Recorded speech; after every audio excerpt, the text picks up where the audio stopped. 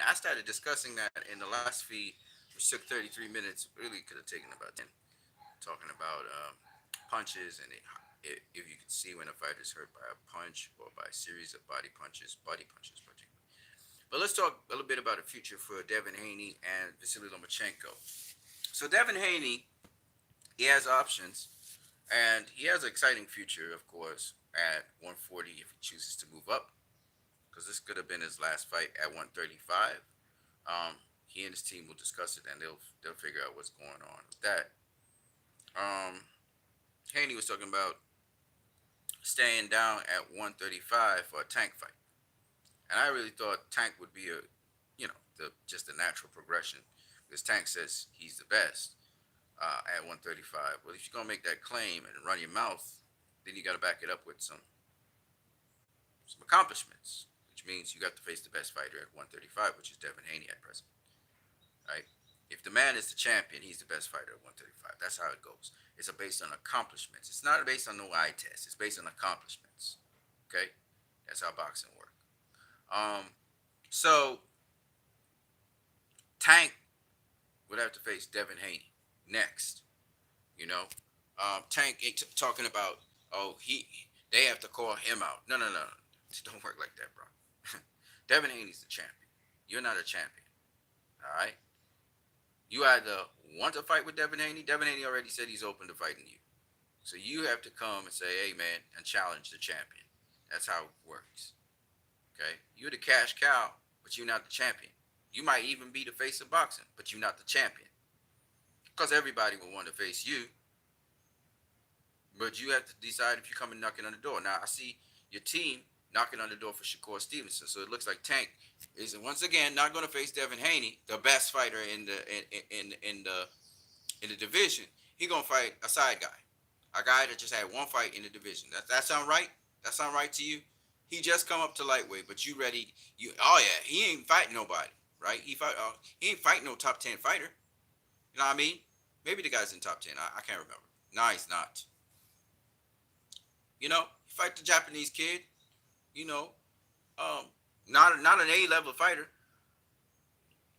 and now he at lightweight, and you want to fight him, okay? Why you want to fight Shakur? Why wouldn't you want to fight the best? The thing that bothers me is Tank is never wanting to fight the best. He don't want to fight the best. That's not plan A. Right? His plan A is, let me fight a guy who people deem as the guy I should face. Not the best. The best in the division. I'm number one, Devin Haney said to Shakur. Shakur said, not for long. But guess what, Shakur? You ain't number one right now. Right? That's the facts. That's just facts. You might see yourself as number one, but until you show that you're number one by actually beating number one, you are not number one. Right? Now, Timothy Bradley said something that I'm going to counter. So Timothy Bradley said you look at the eye test, and the eye test shows that, Tank and Shakur, he ranks them above Devin Haney based on the eye test. I'm going to say this. Their skills that they bring to the table and whatever they bring to the table has been tested against guys below the level of Lomachenko. Let me say it again. They got skills. Nobody's questioning that. They have an array of skills. Shakur has sharpened skills. In his last outing, Gervonta Davis looked like his skills were sharpened as well. But. Not tested to the level that Devin Haney's skills were tested. Right? So, Devin Haney has not just skills, but he has experience. His skills may not be as sharp as Shakur's, or maybe they are sharper than Shakur's, but tested to the level and to the extent to which you can see little holes in them, but it's because of the level of competition Devin Haney has faced. We don't know if Shakur wouldn't show holes in his skills and abilities and Gervonta Davis when stepping up to the competition that Devin Haney has stepped up to. Right? Because we all know The Hoy Linares can punch, and he's a very good boxer. We know that Jojo Diaz can fight on the inside, is great body punching. We know that Vasily Lomachenko has that crazy footwork that keeps you alert, and he's always looking to ambush you. And he got a whole nother level to anything that Tank and Shakur has ever faced. And we know Kambosos is not just a warrior, he a counterpuncher warrior with interesting looping right hands that knock down Teofimo Lopez. He's no easy work for nobody once he gets to mid-range. And neither Shakur nor Devin Haney, neither Shakur nor Tank has faced anyone of his status, meaning undisputed and champion. He only was champion for one fight, but he was champion and unified. Sorry, not undisputed, unified. Okay, Tank has not faced a unified champion. Neither has Shakur Stevenson. And that, remember, you can become champion. That's one thing. When you become a unified champion, that really elevates your game, because the next fight you're going to elevate your game. The problem with Kambosos was he kind of got full of himself as well, and calling himself an emperor and all kinds of crazy shit. And even though his game was elevated, he still, was up in his ego. But he also has an interesting style. So what I'm saying is, Shakur ain't even reached that level yet. See what I'm saying? He's been fighting guys levels below that. Tank has fought one or two guys on the level of a Kambosos or on the level of a Hoy Linares. Right? Because I believe Kambosos is going to become a two-time world champion. Watching you see. He has an interesting style, man, that makes fights very competitive. So I expect him to become a two-time world champion like Jose Pedraza. I expect that from him. Okay? Hoy Linares was it's a three-time, three-divisional world champion. Okay? Jojo Diaz came all the way up from featherweight. Won a world championship at super featherweight. Lightweight is his third division. Okay? Handles himself in the lightweight division. Closes the distance on you. Work the body. That's Jojo. So what I'm saying is, and Jojo has had a couple losses since the Devin Haney fight, but all competitive. All right? But my point anyway is, that experience is key at that high level. None of them dogs have that experience. None of them dogs been fighting those kinds of high-level opponents. Fight after fight. Devin has. So we don't really know what Tank has to bring to the table when he steps up to that kind of level. We don't know what Shakur is going to bring to the table once he steps up to that level. So for people to say, well, Shakur, will wash Devin and Tank will knock him out, you don't know that. Shakur will wash Loma. Well, I was saying Devin Haney would wash Loma. I was wrong. Not a motivated Loma. Ain't nobody washing Loma. Not Tank. Not Devin. Not Shakur. It's always going to be competitive because of what Loma does. Okay? He trains too hard. So, talk is cheap. We could do all the analysis and assessment. Get them in the ring together. They in the same era. This is the time. Get them in the ring. Why are we talking about this? We don't need to talk. It's like Errol Spence and Terrence Crawford. I'm not going to say too much about that. We're going to watch it play out and see what'll happen. But Errol Spence, Terrence Crawford, I don't care what people think. They may think Crawford's going to win a fight, Errol's going to win. I don't care. I'm not interested in that. I just want to see them fight. I want to see what will transpire. I don't know who would win. I'm not trying to find out by conversing with somebody. They're in the same era. It's different when it's hypothetical. When it's fighters of different era. Now we have to make a construct an argument for it. But when we're talking about they're in the same era and they exist there, let them fight.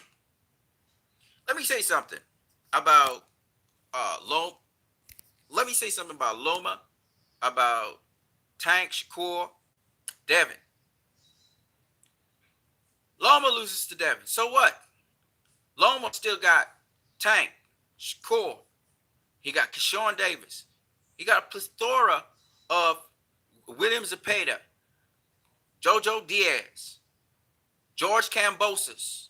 He got a plethora of former world champions and top lightweights he could face. Now I know his focus is on undisputed, but what I'm saying is, if we would mix and match up fighters, just like the UFC, if we would mix and match up fighters, you win some, you lose some, but at the end of the day, everybody fights everybody. That's what keeps the sport alive, man. That's what keeps the sport alive. Yes, we want the best versus the best, but also, if you're not the best, mix and match with everybody. You know what I'm saying? Keep yourself busy. Have more fights. Make more money. You know what I'm saying? That's what made the golden era of boxing in the 80s great. People fought people, man. They fought people. You know, and in a stacked division like lightweight, in a stacked division like super lightweight, should have people bucking to face each other. Now, with respect to Devin Haney and Lomachenko, I kind of agree with the majority of people who say they should run it back. In fact, I did a poll, and most people say run it back. All right. The only problem with that is, you know, if the weight cut with Devin at 135 is really hampering him, it kind of messes up the chances of Dev facing Lomachenko. Dev don't want to do no catch weights. Dev is either at 140 or he's at 135. That's what Dev said. So Dev gonna fade in the later half of the fight if he faces Lomachenko. That's just a reality he has to accept. The question is he a dog enough to keep it moving? Shout out to Joanne, Anti-Inflammatory Foods by Joanne Jarville. Y'all need to check out that channel. It got some of the most delicious foods you'll ever find on it. Right? So Dev, anyway, as I was saying, he need to decide if he can make 135 one more time and do that, run it back with Lomachenko. I think Dev would have he would have an advantage running it back with Lomachenko, to be honest with you, because he beat him one time, so he kind of knows what the judges want. Now you got to give him more of that. You know what I'm saying? Um, with Loma, like I said before, just make some adjustments. So what could be for the future with Dev and Loma? In the immediate future, maybe it's a rematch, because it looks like Tank again is not going to face Devin. He's going to try and face Shakur, you know. But I think Devin versus Tank make the most sense. That should be the fight. If Devin's staying back, shout out to Anti-Inflammatory Foods by Joanne once again. This is my cousin, but she also has a channel, and she is into health and well-being. So the meals that you'll eat are delicious, but they're also very extremely healthy. And the snacks you're gonna eat are delicious and extremely healthy as well.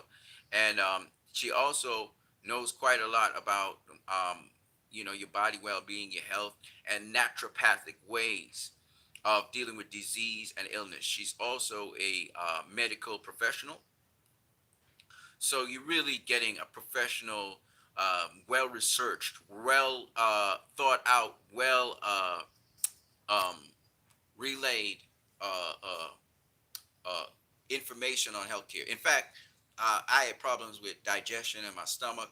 I still do have still minor issues with it, but I've recovered quite a lot because of some of the things that she added on her channel. So it's a really a big blessing, to be able to correspond with her. She also sponsors my channel. She has sponsored me a number of times. What you need a couple of times.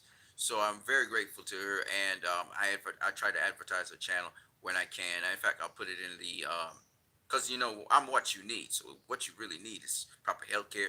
And if you're in sports, you really need to have a proper diet for whatever particular activity or sport you're engaged in. So certain things you may need more than others.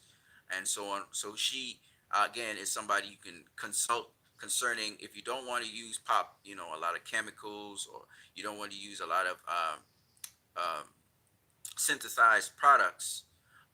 She has a lot of recipes. You know what? I wish she would maybe think about being a consultant for sports athletes, because athletes usually need to eat clean, and they also need certain like carbs to boost their energy and to surplus their energy. And she has all kinds of information on that. So like I said before, you really need to check her out. Her channel is really beneficial to if you're somebody in sports, or particularly in boxing. You should really check out her channel. Yeah. So um, it looks like the collision course is going to be Devin Haney versus Loma. Maybe a rematch at 135. Devin's not going to go fight Loma at 140 because he's undisputed at 135, and Devin don't believe in catch weight. So Devin might have to drain down again to 135. Again, depending on how he drains down, what kind of nutrition he has, how rigidly, and disciplined he is, he will be able to make 135 again. And it's never impossible. I've seen Sean Porter, who came down, he came down to welterweight from super middleweight. So, and this dude, again, a certain nutrition and so on. Maybe Devin Haney could also consult Sean Porter's dad on how they got the nutrition down so that Sean Porter was strong as he was at 147, and maybe apply those same principles to Devin Haney so he could make 135 one last time. I think this is going to be it. If Devin Haney, I think at the end of this year, Devin Haney's moving on. So I think Devin Haney's going to have one more fight at 135, if he's going to stay at 135, or he may move up to 140. I think he really wants the Tank fight, but if he can't get the Tank fight, I think he's going to maybe rematch Lomachenko, because Tank probably be facing Shakur this year. And I'm not going to say nothing about nothing else, right? So Loma's future may be with Devin Haney, right? That is a possibility. They may rematch. They may run it back. Even though Bill Haney's saying, the fight was, it wasn't close and whatever, because Bill was saying, um, shout out to you again, Joanne. Well, I have some sad news. I don't know if you know Claude Noel, Joanne, but Claude Noel, I don't. Let me check my microphone, make sure it's not covered. Claude Noel died. I think it was yesterday or the day before. He was a famous boxer from Trinidad and Tobago, in Tobago they named the highway after him. He wasn't treated very well, coming to the close of his life, and he's dead now, which is really a tragedy, because I really wanted to talk with him about approach to boxing and stuff, because I still wanted to do a professional fight. As you guys know, I really gave up on it a bit. I got ill too. I got sick. So, but yeah. So shout out to Joanne once again, who's listening in here. Yeah. So it may possibly be that Devin Haney faces Vasily Lomachenko. Okay. This may be a possibility of rematch, even though Bill Haney said, the fight wasn't close. We're not running it back. But I think Bill should run it back. Let me tell you several reasons why I think that is something that they should do. One is Teofimo Lopez never gave Lomachenko a rematch. Even though it wasn't necessary, Loma had protested, but most people agree that Teo won, so he didn't have that problem. Here, the situation is flipped. A lot of people, yes, oh yeah, man, it hits me here. Yeah, it does hit me here. So sorry about the loss of Claude Noise. Please accept my apologies. Yeah, I mean, it's sad how he went out, man. This dude was a legendary fighter from my country. Fought guys like um, the Nicaraguan fighter. I forgot his name right now. He fought a lot of people. He fought Boom Boom Mancini. He fought uh, Bobby Chacon. I mean, he fought names, man. Fought names. So anyway, uh, okay. So here's the reason. Teofimo Lopez never gave Lomachenko that second try, right? Of course, in that case, that wasn't really undisputed, right? Because he had the franchise belt, so it's kind of messed up. Devin A had the real belt. So why not Bill and Devin in this last fight? If you're not going to get Tank and you're saying you're staying at 135 for the end of the year, and I know, okay, so Shakur is trying to get the Haney fight. Tank's trying to get the Shakur fight, right? Devin trying to get the Tank fight, or the Shakur fight, right? It's like a round robin, and then Loma's trying to get the.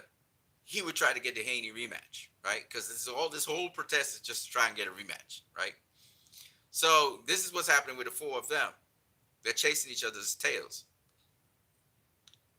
I think when the dust settles, it would be good if Tank faces Shakur. So Tank saying, Haney's the top guy, but I want to show that I can handle that level. So I'm going to take on Shakur. Shakur a little bit, he just came to the division lightweight. He want all the smoke. But I'm still going to face Shakur. And everybody feels Shakur is the best of them. So let me take on Shakur and show y'all what it is. Just in case I don't get to face Devin Haney, because Devin Haney has to move up. I want to show you that y'all think Shakur better than Devin? All right, I'm going to beat Shakur and show y'all what I would do to Devin. You know what I'm saying? Kind of like that. I don't know. Shakur is an excellent fighter. So we're going to see what happens if Tank faces Shakur. Because Tank is calling, not Tank, but his team is calling out Shakur. So if neither Tank nor Shakur is available, is Devin Haney going to move up, or is he going to have a second fight with Lomachenko? Let me tell you why a second fight with Lomachenko is a good idea. So one reason I gave is Tio. He didn't give Lomachenko a rematch, and Lomachenko was a champion.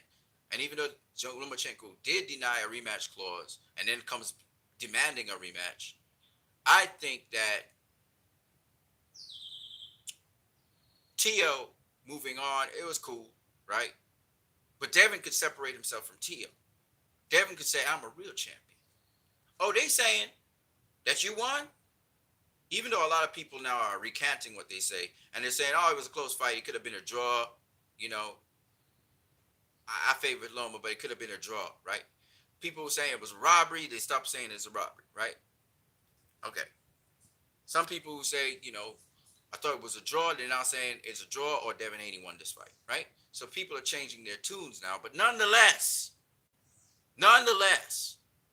Devin Haney could clear the controversy and face Lomachenko again. And here's the thing. It's going to be a bigger fight than the first one, because everything's fresh in everybody's mind. Devin Haney, after the fight, should have just said, in the post-fight, he should have said, oh, so Loma, you feel like you didn't win? Okay, let's run it back. You know who said that? George Kambosos to Teofimo Lopez. And then George Kambosos lived by his words, and he had a rematch clause that Devin Haney had to do. And even though we thought it was unnecessary, he had the rematch clause. And Devin Haney beat him, and Devin Haney looked great and was a great fight, right? So why not run this rematch? Let me tell you two reasons. Now, it's fresh now. If Devin takes too long, and if Bill Haney takes too long to move into that rematch, right, people will forget about it. Right now, emotions are running high. Paulie Malignaggi is helping Devin Haney in a big way, because Paulie, by making all these crazy statements, if Devin just turns around and says, you know what? All right, Loma, let's do it again. Let's run it back. Now Paulie looks stupid again, right? But Paulie's helping Devin in that he's kind of promoting a rematch, right?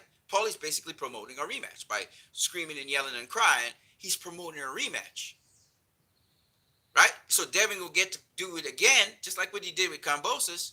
And then if Devin definitively beats Lomachenko the second time, and everybody will look back and say, oh, okay. Right? So for Devin, now we're looking at Devin's side of the story here. For Devin, that's definitely, that means he beat Lomachenko twice. Just like how he beat Kambosos twice. Now he looked really good because he beat Lomachenko twice. Right? Because we saw a fired up Lomachenko. And then for this second one, Lomachenko going to be fired up. Lomachenko going to probably be smarter. Right? He could probably take my advice. You know what I'm saying? And he going to try and go for it. And Devin, obviously with all that data on Lomachenko now, having known him, having fought him, would be able to formulate a game plan which works his advantages even more to give much more razor sharp fight, and we might have a great fight again, but a definitive fight this time. You know what I mean? Because again, Lomachenko, there's only so much he can do, but he's not old, but he is at the end of his career, no doubt about it. All right. So a rematch, fresh in everybody's mind, is definitely gonna make money. It's gonna make money, but we got to find out what the pay per view for this fight was. If it make money, if it makes sense. Because if this fight makes sense, then they run it back again. You run this fight back again. You know, you run it back again. Um, so and almost everybody's saying run it back again anyway. So even I am saying run it back again. So Bill and Devin, they have to decide if that's what they want to do. I don't think they should. So it's up to them. They have options. They could go up to 140. There's lots of competition at 140. 140 is very, very lit right now. So Devin could go up to 140. He could stay at 135. But if he has a little extra oomph in him for this year, and he wants to do another fight this year, he could just run it back with Lomachenko. He's done it before. He ran it back with Kambosos. So why not just run it back with Lomachenko? And Tank and Shakur. Now the reasoning Tank and Shakur have is, Tank has, or at least Tank's people is, Devin looked weight drained. He won't be at his best if he faced Tank. So they want him at his best. But Devin's not making that excuse. In fact, Devin hasn't even made an excuse for why he faded late in the fight. Devin hasn't made any excuses. Devin just wants the fights. Okay? Devin believes in his skills and he wants the fights. So, Devin's not playing around. Devin's not talking. He's doing. If Shakur just be chirping, and that's cool and everything, but Devin's about getting the fights made because he's a promoter at the same time. So Devin knows, okay, if this fight could be made or not. That's why Bill and Devin is like, Bob ain't saying nothing. Jay Prince ain't saying nothing. Meaning, put the gears in motion. Don't just be talking. Don't just be chirping out here as a fighter. Get the real players to the table and let's make it happen. Devin versus Shakur would be a hell of a fight again at 135. And Shakur is saying he would roast Devin because he believes that Devin is weakened at 135. But be that as it may, Devin ain't making that as an excuse. So Devin don't care. Devin's like, no, I'm gonna find a way to win. I'm gonna find a way to win. You understand? I'm not gonna let weight be an excuse because y'all use that as an excuse not to get the fights. You understand? So Devin ain't playing. If y'all ain't understand the beast mind that Devin has, Devin's not playing. Devin's about getting it done. Let's get this fight done. Then we go in the ring, and after the fight's over, you can say what you want to say. But as of now, I want you in the ring with me. I don't want to hear nothing else. I want to see you in the ring. I don't want to hear all this chirping and nothing's coming of it. Get the players in place to make the fight. So if Shakur's serious about it, then Bob Arum and Jay Prince will be brought to the table, and they'll have to do what Shakur say, which it ain't gonna happen. But if Shakur make enough noise, and says what he wants, then they're gonna have to conform because the fighter is the one who kind of ultimately has the final say. Hopefully. Now, with respect to Tank be chasing down Shakur too. But Tank ain't chasing down Devin. There's no energy for Tank chasing down Devin. I don't see no energy for Tank facing down Devin. That's the thing that bothers me. Tank be chasing down everybody but the dude. You know what I mean? That's what bothers me. And then people say, well, Tank will knock out Devin. How do we know that? He ain't behaving like he wanted to knock out Devin. He ain't behaving like he want to get Devin in the ring with him. So either Mayweather promotion have something to do with Tank and Floyd's protecting Tank from Devin or something like that. I don't know what it is. But there's something about Tank that bothers me, which is, Floyd wanted to pit Tank against Loma, and Tank talking about he would lose, Tank Floyd trying to get him to lose his career. And I'm like, what the hell are you talking about, bro? You being challenged. That's what you being. And Floyd has belief in you, but you ain't got belief in yourself. And I get that same feeling again. You're going after Ryan. You're going after all these other guys, but you're not going for the very top. Like everybody else calls out the top guy. But you ain't trying to call out the top guy. You trying to call out side guy and a third and fourth and fifth good guy, but never the top guy. Tank's never faced a top fighter. Shakur has faced a top fighter. I mean, the number one fighter in the division. Okay? He actually has. Tank has never done that. Have you guys realized that? So why would I believe the Tank would beat Devin when I don't see that confidence? I don't see him calling out. I don't see him calling out the champ. I don't even see him. Devin's name is nowhere in his mouth. Why is that? Why is it that Devin's calling him out? Devin's mentioning his name. He's not mentioning Devin's name. And his team is not mentioning Devin. His team's mentioning Shakur. Now, I get it to some degree. They're saying Devin, weight drain or whatever. But what happens if Devin faces Lomachenko at 135? What's y'all excuse again? He rematches Loma at 135. What I had to do with weight drain? Well, facing this caliber of opponent. Nah, man. I ain't that don't fly. That's a duck. Because here's the thing. Loma gives everybody all kinds of problems. Every fighter he has faced has given them problems, right? Tank's never faced nobody on Loma's level. So why should I feel Devin facing a guy on Loma's level, but he can't face Tank? Come on, man. Like, seriously. Right? Because Tank ain't faced nobody like Loma. And he never wanted to. I wouldn't say he never wanted to. I'll say he had the opportunity to face Loma. Floyd was setting it up. And he didn't want no part of it.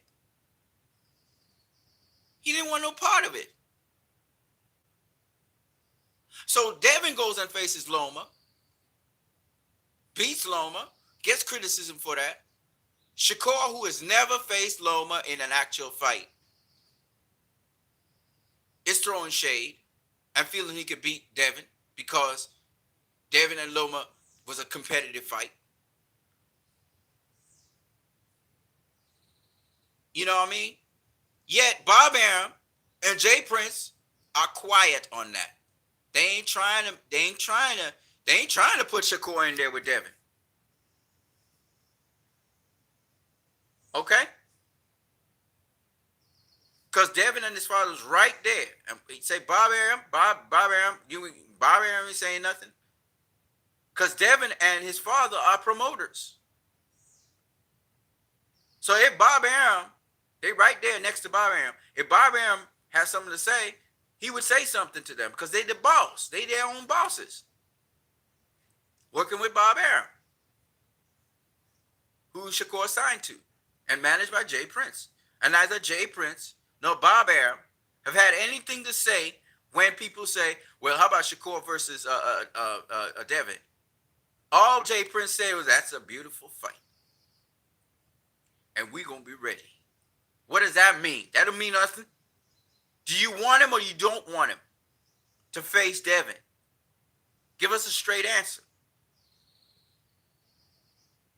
Right?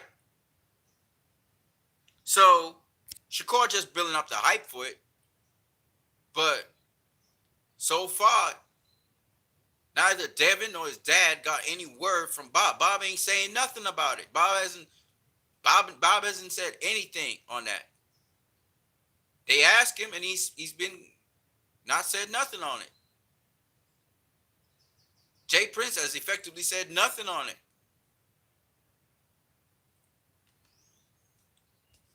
Okay? So if that's and both of them are with Top Rank. Both of them were Top Rank. But Shakur is one of Top Rank's premier fighters. Bob Arum is not going to just put him in there with Devin just like that. And he's not absolutely 100% sure that Shakur can't handle Devin. He's not going to do that. They building Shakur. That's the future of their company. That's the future of their brand. Bobby ain't smart. Floyd Mayweather's smart. They ain't just gonna put, Floyd wasn't just gonna put Tank in there with Devin. He knew Floyd know what Devin do. Floyd sparred Devin. Floyd sparred Tank.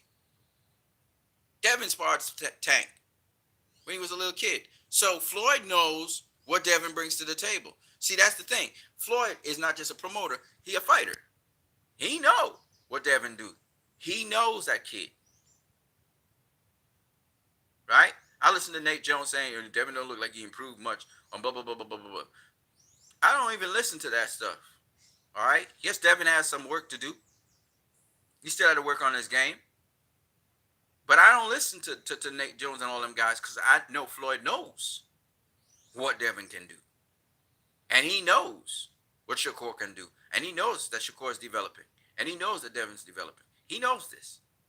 And I'm sure Devin and not Shakur, Devin Shakur and Tank, they all talked to Floyd. Shakur said he had a conversation with Floyd. And he talks to Floyd. And Devin has a conversation with Floyd. Devin talks to Floyd. And Shakur talks to Andre Ward. Because in boxing, it's a fraternity. Devin talks to Jorge Linares. Devin had his first sparring with Jorge Linares. Jorge Linares is like his big brother. That's why Jorge Linares was like, talking about Devin the way he talked about Devin. Just like how Floyd and Roberto Duran. Roberto Duran was like Floyd's big brother in a way. Floyd go down to Roberto Duran to find out how to fight Marcus Maidana. Because these guys are humble like that. They're willing to listen to those people who know better. That's why Duran said I would own Floyd if we was to fight. Because Duran's like his dad. Duran's like the guy that Floyd, gets counsel from and stuff like that. You understand? So it's a big brother, little brother relationship these guys have in boxing. Right? So this is the thing that a lot of people don't understand, right? It's a fraternity. All right? Even Paulie's linked into that fraternity. He might have got fired for certain things. He might even be racist. Maybe he is, maybe he isn't. I don't know. Paulie talks so much shit, it don't matter. You can't really tell. But one thing about Paulie, I'll tell you, is he understands the fraternity of boxers. And he talks to boxers. That's why Roy's with him. Okay? Because when it comes to boxing, this is a specific set of people. And it's a specific fraternity of boxers. So Paulie likes Floyd. Right? Whether he's racist or not, irrelevant, because he belongs to a fraternity of special-minded people. Right? And we label people too quickly. Paulie just got issue with Devin. And Paulie be talking about the white race or whatever. I don't know what the hell he was trying to talk about. So Paulie, like I said, he might be getting too many shots to the head. That's the deal with Paulie. I'm going to be real. Even Timothy Bradley sometimes start talking some crazy stuff and be like, what the hell? You be watching Bradley like, dude, Bradley was making complete sense, and then all of a sudden he's not making no sense at all. Right? Same thing with Paulie. These guys sometimes they talk so much that they don't think before they talk or whatever. They're very spontaneous. So like Paulie sometimes, Paulie's not to be taken too seriously. That's why I said there are clowns out here, right? They're not funny, but they're clowns, right? So Paulie's already shed blood, guts, and he's shed his guts in the ring. So I respect Paulie as a boxer. Okay, I respect Paulie as a boxer. But you gotta understand, boxers are a little crazy in the head. I seen Floyd talk a lump of shit too. I seen them all talk some crap. Andre Ward tried to rope it in, but every now and then Andre wants to say something stupid too. You know what I mean? And you be watching at them like, what? But I feel it's because of boxing. I think boxing scrambled their brains a little bit. They got hit a little too much. They crazy people, man, these boxers. They're slightly crazy. So you got to understand that, right? So not everything fits together. I was talking to a lady who had dementia, right? One minute we having a decent conversation, everything's making sense. Then all of a sudden she just goes off of the rockers and starts talking about stuff that just make no damn sense at all, right? And I'm like, it threw me for a loop. So I was like, what what did you just say? So I asked her again, and she went on even worse, right? And I feel that these boxers, because they got punch drunk syndrome, and you all of them have it, right? You look at Floyd Senior, right? Floyd Senior, he make a lot of sense. He talk a lot of sensible things, and then all of a sudden, out of the blue, out of the blue, he just started talking a whole bunch of nonsense. He just started talking a whole bunch of nonsense, right?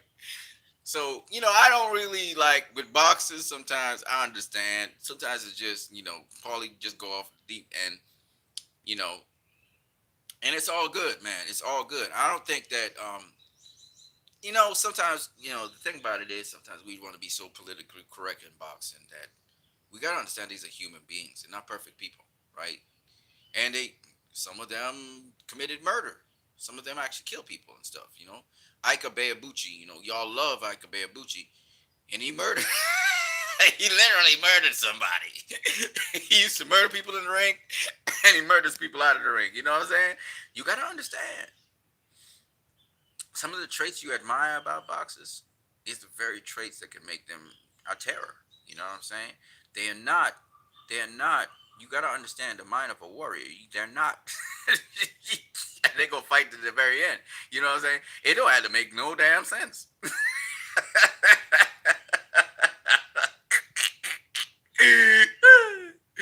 Yep.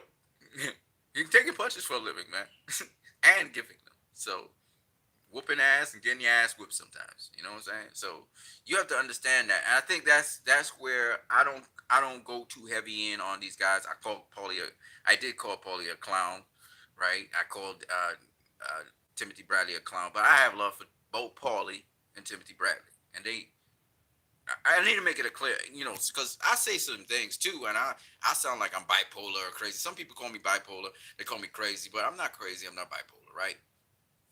But just like them, I got a screw loose somewhere in there. That's probably why I like boxing so much, because it don't make no damn sense getting punched in the face. I'm gonna tell you that it don't make no damn sense when you think about it. You taking punches to deliver punches to another guy, it make no damn sense. Think about it. Think about it for a second. You got to be crazy. You got to be a little crazy to do that. You know what I mean? So, you know, I'm just saying. I'm just saying. Boxing, it's all right to be crazy.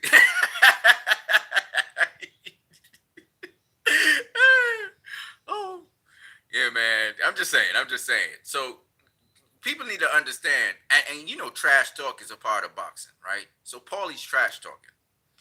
Some of it will make sense. Some of it will not make sense because he's just trash talking. He's trash talking Devin Haney. And really, I want to thank Paulie for doing that because it actually makes Devin Haney's name resonate. And any kind of publicity is good publicity.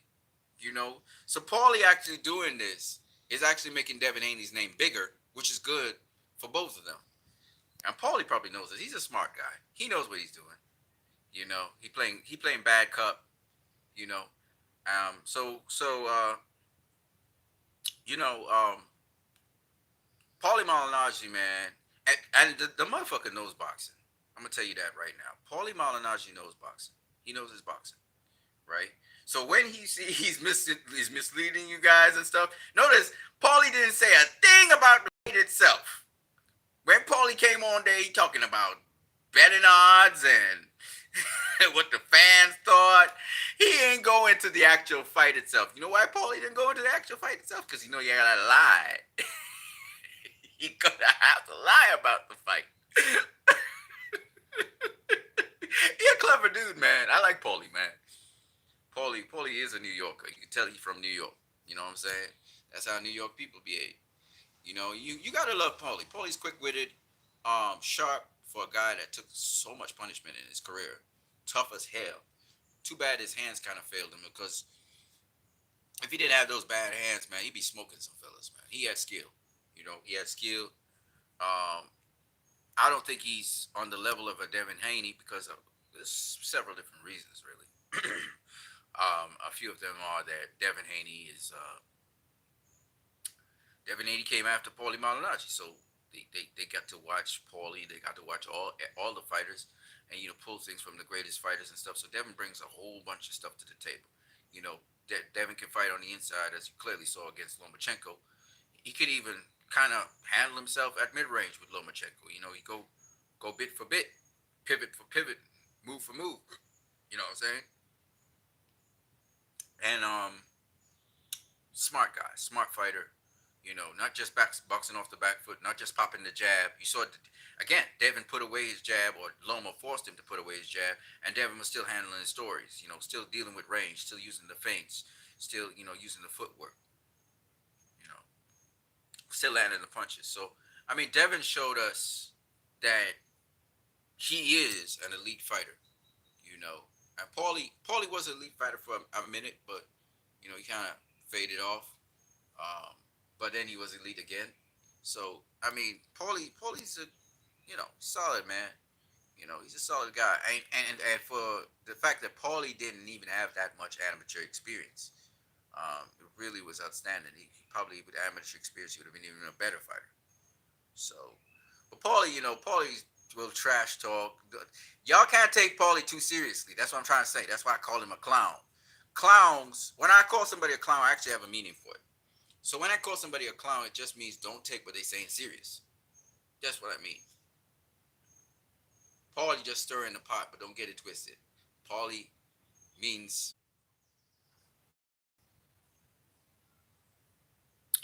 all right. So my battery it's weird, but when my battery's charging, sometimes the phone just die off because it overheats. So it is what it is. So what I was saying to you guys is that Paulie, you can't take everything too seriously. People say, well, it's because when David said he wouldn't lose to a white boy that Paulie tripped off. No, before that, when people were comparing Devin to Floyd, and I think the fight where Devin fought a guy, knocked him down, and then hurt his arm because he couldn't stop the guy. I think that's when Paulie and other people realized that Devin is not Floyd. They were likening him onto the second coming and stuff. There was overhyping Devin. And Paulie, that's when Paulie first spoke about Devin, to be honest with you. So Paulie just felt that Devin was overhyped, um, which he was. Um, so that's where Paulie's issue with Devin began, and it just kept on going and going and going. And it's evolved into something else. But to be honest with you, I think Paulie respects Devin for the performance he put on. In fact, I think Paulie said Devin surprised him somewhat um, with how he performed against Loma. So, you know. Um,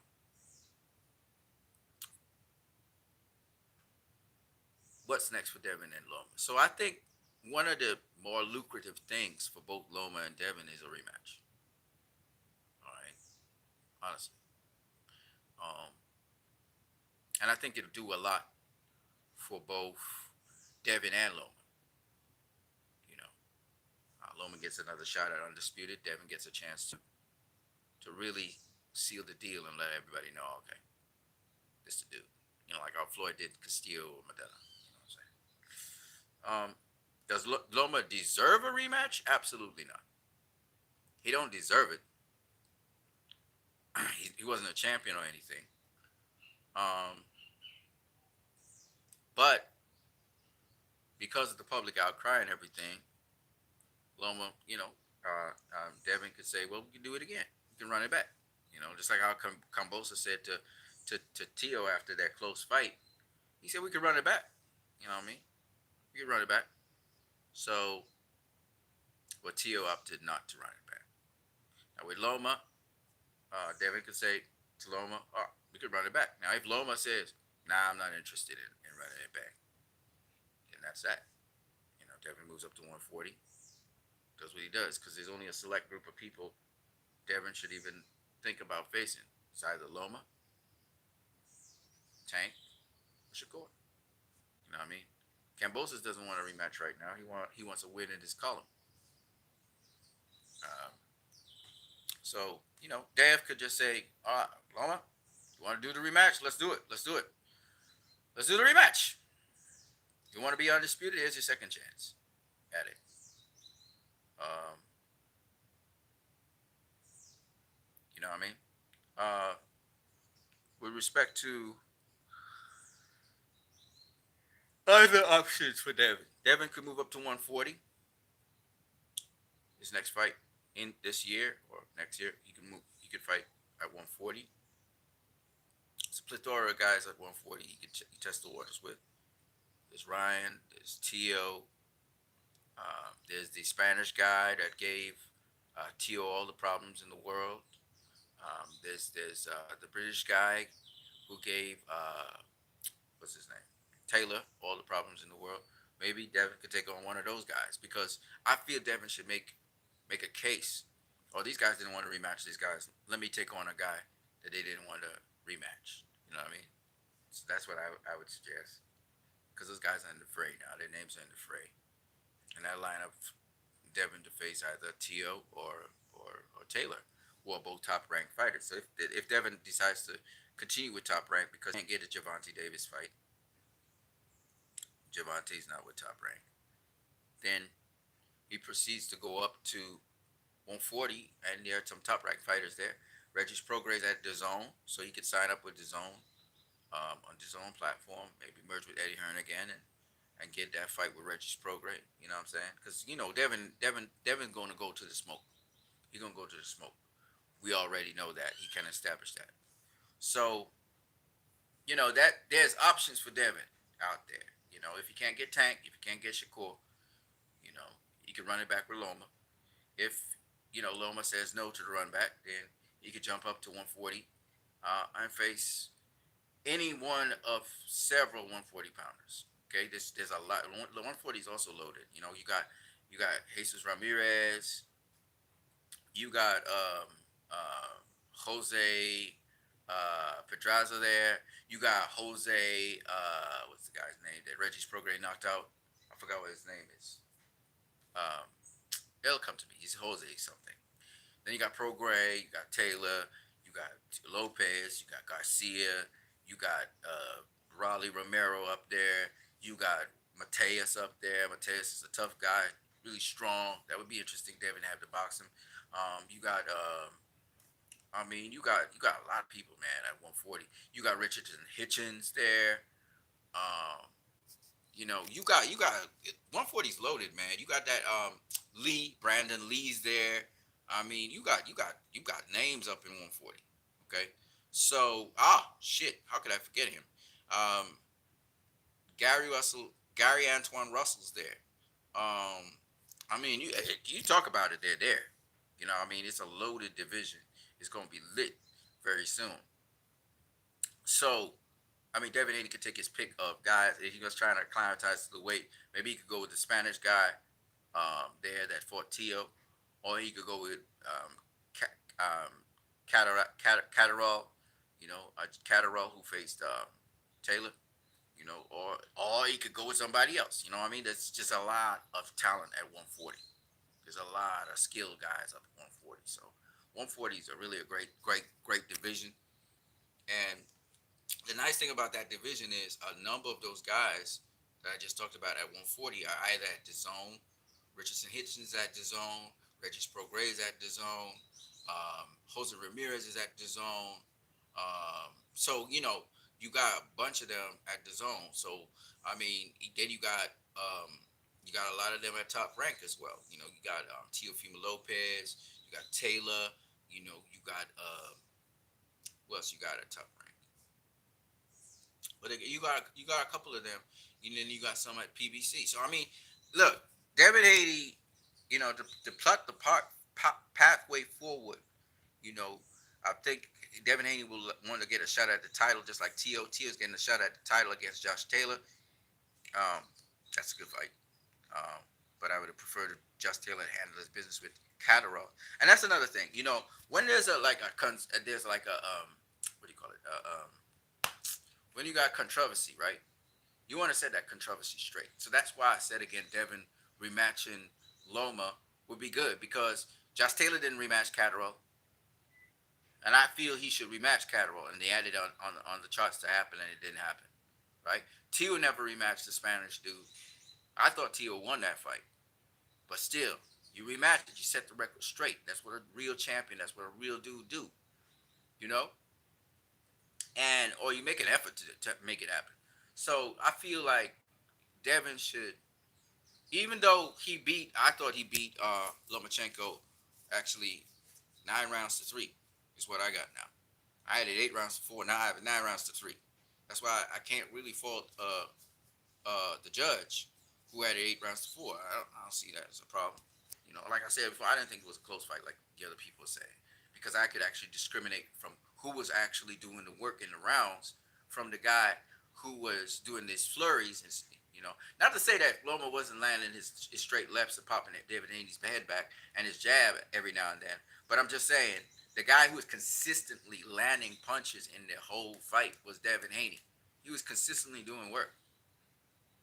See what I'm saying? You can't deny a guy who's consistently doing work and therefore picking up rounds from a guy he's doing his flurries and thing because he can't close the distance like he wants to, or he can't be in a comfortable position to get his port of entry. So whenever he gets it, he goes for it. You know what I'm saying? And that's what you guys have to understand, right? But the thing with Loma is you got a leaky defense, bro, to your body. That's why Devin Haney was able to consistently pile on punches on you and pile on points. I mean, so anyways, that's what it. So Devin Haney has a lot of options, okay, and he's young. He's probably the youngest. He is the youngest champion right now, right? Now, with respect to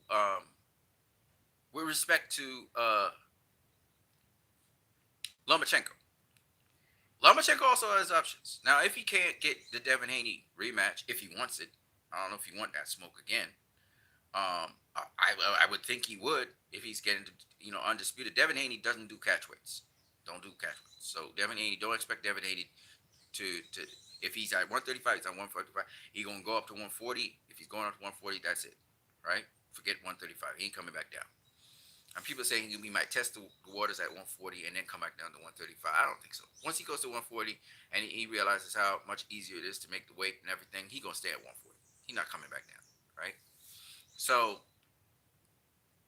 I think that if Lomachenko doesn't want the Devin Haney fight, or Devin Haney doesn't offer the fight to Lomachenko, or Devin Haney moves up to 140, then Lomachenko has a plethora, first of all, of 135 pounders who will want to face him, right? Thing about it is, Loma's not just going to go off of a loss into another loss unless it's worth it. Like, if it's worth it to go try and get undisputed. So I could see Loma doing an immediate rematch with Devin Haney. I could see that happening, right? Because he wants to be undisputed. So that's his whole goal. But if not, he's not begging for money. He has money. If not, then Loma now has to look at the best. Now, maybe Loma secures the Tank fight. Who knows? He might get the Tank fight. But in the interim, what does Loma do? So me thinking going down to 130 might be too much for the old guy right now. I will get in the ring with one of them other guys. One of the other guys, in the division who's done something. Or maybe one of the up and coming guys. So there's Nakathidya, who just won his fight against the guy from the African guy. There is you got Pitbull Cruz that's in there. Now Pitbull Cruz will make you work. But he has a style that maybe Lomachenko might be able to take advantage of. Who knows? There's Pitbull Cruz out there, but he's not a top ranked fighter. And he'll want to get paid. You got Jojo Diaz out there. Jojo be fighting everybody. I would love to see Loma versus Jojo Diaz because Jojo Diaz cuts the distance. And that would be an interesting fight. He's a southpaw as well. I would love to see that. I'll be interested to see how that is. And Jojo, again, will get another guy on his resume. Whether Jojo will win the fight or not, I know JoJo will be standing, and I know JoJo has solid defense. So I will be interested in seeing how that pans out. Um, Loma versus Hoy Linares too. Linares is still fighting. Loma versus Linares too. Uh, that's a dangerous fight though, because Linares is the dangerous fighter. Um, uh, if you're staying at 135, you want to land a tank fight. Uh, that's a fight Loma will take, even coming off a loss. Shakur fight not really appetizing right now. I don't think. It's sad because Shakur just entered the division, and for Shakur to just get Loma just like that, coming off a loss, I don't think that makes sense. But I mean, I would like to see Loma get a couple wins under his belt first, and then at 135, maybe one win under his belt, just one win, and then go. So what's a good opponent for one win? Well, they got a lot of up and coming 135 pounders, man. Good solid guys with good solid resumes that could build some experience on them. So what I mean. Um, that's what it has at 135. At 130, it's wide open, man. And Canelo, he picked up 4 belts in 1 year. So why can't Loma do the same at 130? So I mean, if he can make 130, which I think it might be a little hard for him, but if he can make 130, I mean, there ain't much in the horizon there to stop him from getting all the belts. I'm becoming undisputed. So that may be his last resort to become undisputed. So if it don't work out at lightweight, he doesn't get a rematch with Devin Haney or whatever, then you go down to 130, dominate, and become undisputed there. You know. So Loma could still become undisputed. And I mean, he gave a hell of an effort, but I think that he should continue his career just a little bit longer because I love watching him too. I like watching Loma. He's tough, he's strong, you know, smart, clever, makes adjustments. So I would love to see Loma still and finish off his career on a high where he achieves his objective. Maybe it's not you won't become undisputed at 135, but why not become undisputed at 130? You know what I'm saying? And when was the last time super featherweight had an undisputed champion? He would be the first undisputed 4 belt champion at super featherweight. So that would be even more awesome. I don't think ever super featherweight ever had an undisputed champion. So that would also make history as well. So I mean, Lomachenko still got something ahead of him, but he got to move fast. He got to move fast now. They fast tracked him and everything, but he got to move fast and he got to be decisive about what he's doing. If he wants that rematch with Devin, or you just go down to 130 and start his campaign for undisputed there. So, I mean, there are options. I mean, he said he would go up to 140 to face Teofimo Lopez, but again, I would say that look, man, do what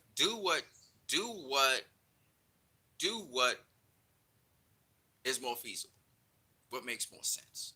And to me, making more sense would be go down to 130 and get that undisputed going, and face Gary Russell Jr. at 130 for undisputed. Gary always wanted a second shot at Loma. It was a close fight too. He never gave Gary that, so why not give Gary that again? And let's see it. You know what I mean? So all of that is what I'm saying, and I just think that Lomachenko has options, and it's still possible for him to become undisputed. Not necessarily at lightweight, but you definitely could. I'm sure he could do it at 130.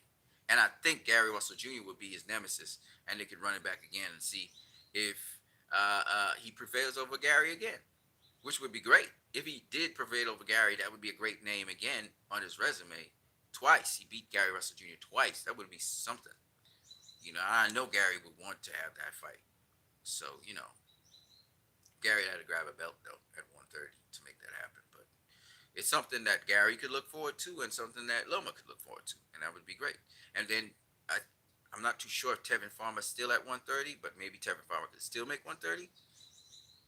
Tevin should probably try and jump in that mix and grab another belt, and we'll see how it go. You know what I'm saying?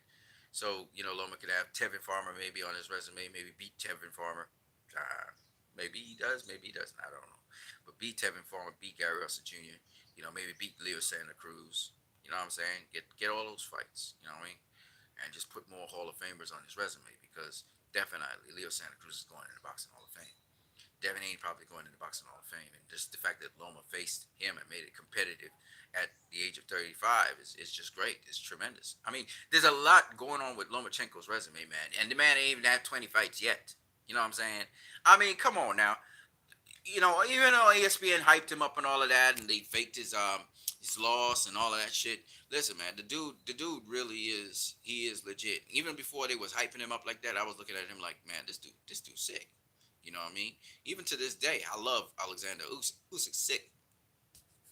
Usyk's a problem. You know what I mean? Um, Tyson Fury's a problem. No hype, just true. You know what I'm saying? So what I'm really trying to put out there is, when you can fight, you can fight. And you have to acknowledge that. And that's the thing about me. I told you I love boxers, right? And so if you could fight, you can fight. And Loma can fight his ass off. He can fight. You know what I mean? And he's proven it. And he really was the real deal. He really was. Some people are jealous of him and they call him all kinds of things. But at the end of the day, this brother can fight. Okay?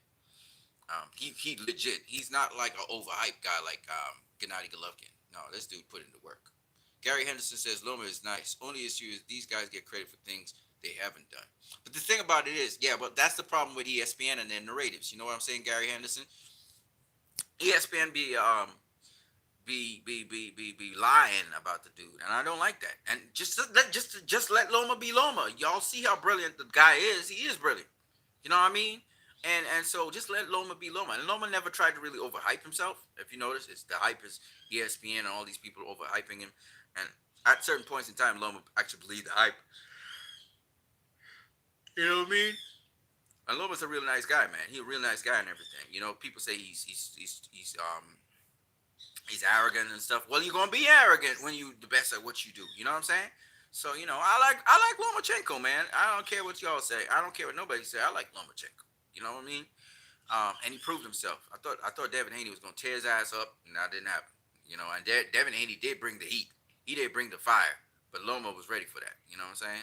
So, um, Loma, I think Loma still could be undisputed. That's what I'm trying to say. And you know, whether Devin, whether Devin, whether Devin faces him or and gives him a rematch, or whether he ends up going on to 130 and getting it. I hope he gets a chance again at undisputed. In this now people saying he get two shots at undisputed. That's not true. He only had one shot. There was only one guy who actually fought for undisputed. Well, two guys. That was Kambosos and Devin Haney. Devin Haney became undisputed after facing Kambosos and retained it twice. So Devin Haney's the only guy so far to have retained, I believe, his unified championship or undisputed championship. Tio lost it in his next fight, and Kambosos lost it in his next fight, and Loma never attained anything like that. Tio had franchise belt, the WBC franchise, so he's kind of like a pseudo undisputed. And then Kambosos picked it up. He was kind of like a pseudo undisputed, and then Kambosos gave Devin Haney a shot, and Devin Haney has been undisputed since then. You know what I mean? And it just shows how much of a great fighter Devin Haney is. But you can only be a great fighter if you face great fighters, and there's no doubt about it, no dispute. Lomachenko is a great fighter, right? So yeah, Loma has a future either at 130, 135. If you want to jump up to 140, face T.O. Select guys at 140 that he wanted to get his, get back with. Maybe T.O. becomes undisputed. Maybe beats Josh Taylor, and Loma goes for undisputed up there. You know what I'm saying? So you never know. You just never know how. Well, it won't be undisputed because actually the belts are separated. Josh Taylor lost his belts, right? Stripped. And Jamel Charlo is in jeopardy of getting his belt stripped as well. He's supposed to face Costa Zoo. You know what I mean? And he hasn't fought in so many days. So he need to sort his business out as well. But I will just say this: Vasily Lomachenko, Gary Anderson says, I want to see Shakur versus Loma next. Here's my problem with that. Like I said, Gary, because you probably just came in when I already discussed this. One, Loma just coming off a loss. I don't think that's cool for Shakur to face a guy coming off a loss. You know what I mean? I think Loma should face somebody else. Jojo Diaz, um, Nakathilia, who Shakur beat and has been beating everybody ass and knocking them out. Or just anybody who is in the top 10. You got Nakathilia in the top 10. You got Pitbull Cruz in the top 10. You even got this boy's already in the top 10.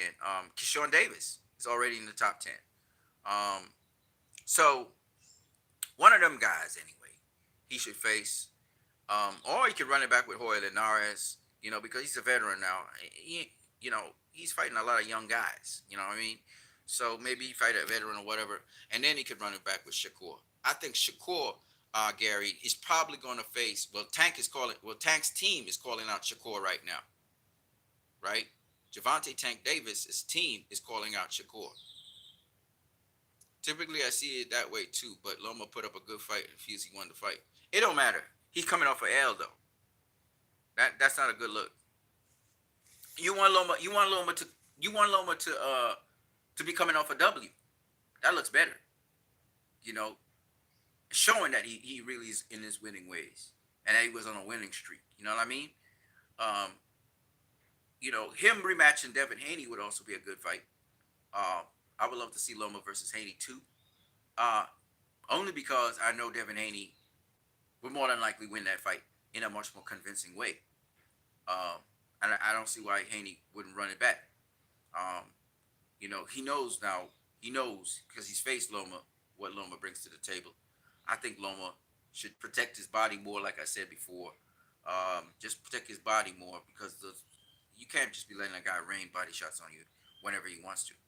Um, I think that Loma also should press the attack all the way, whether his tank is empty or not. He should just go out on the shield if he needs to, but go all out in all the way to the end. In the championship rounds, you want to go all out in the 12th round. He lost the 12th round. That's why he lost the fight, right?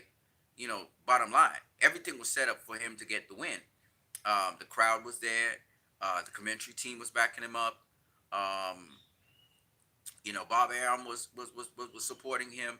It was all set up for him to beat Devin Haney, but then you didn't have no gas in the tank for the 12th round. You know what I mean? Yeah, the 12th round was crucial. If Devin Haney didn't win that 12th round, they would have given it to Loma.